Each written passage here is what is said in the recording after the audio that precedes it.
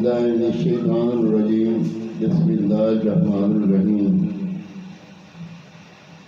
واعظ number 38 عذاب قبر کے بیان میں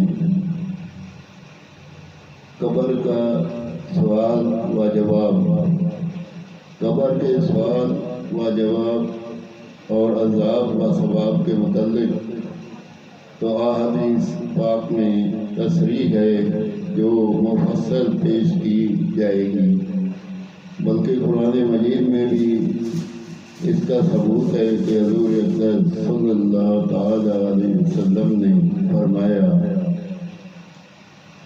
وَيُثَبِّتُ اللَّهُ الَّذِينَ آمَنُوا بِالْقَوْلِ الثَّابِتِ۔ عذاب قبر کے بارے میں نازل ہوئی ہے متفق علیہ مشکوہ صفحہ نمبر 24۔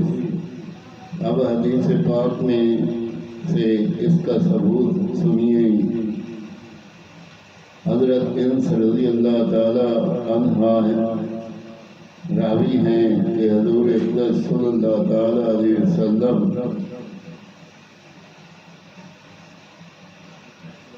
نے ارشاد فرمایا کہ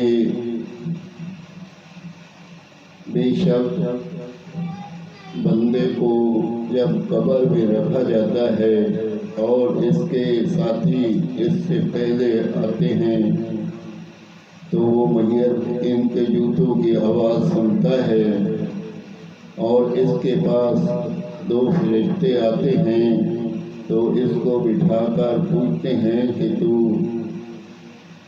اس مرد خدا یعنی حضور صلی اللہ تعالی علیہ وسلم وبارک وسلم کے جب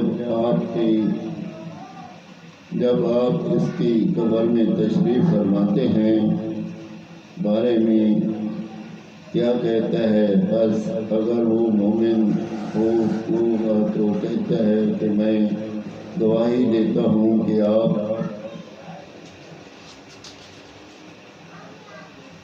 اللہ تعالیٰ کے بندے ہیں اور اس کے رسول ہیں۔ پھر اس کو کہا جاتا ہے کہ دیکھ اپنے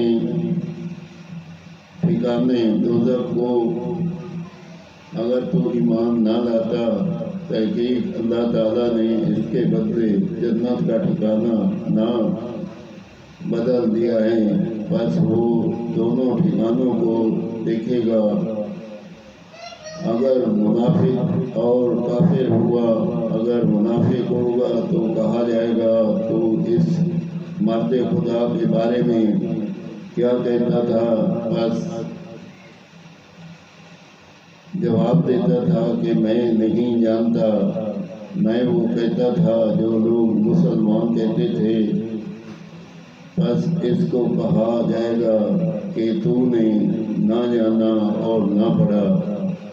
پھر اس کو لوہے کا ایک گل مارا جائے گا تو ایک آواز کرے گا جو کہ جنوں اور انسانوں کے سوا سب چیزیں سنتی ہیں۔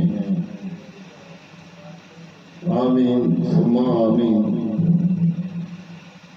حدیث پاک میں نے پڑھی، اس میں کوئی غلطی ہو تو اللہ پاک معاف فرمائے اور اس پہ عمل کرنے کی توفیق دے۔ آمین ثم آمین۔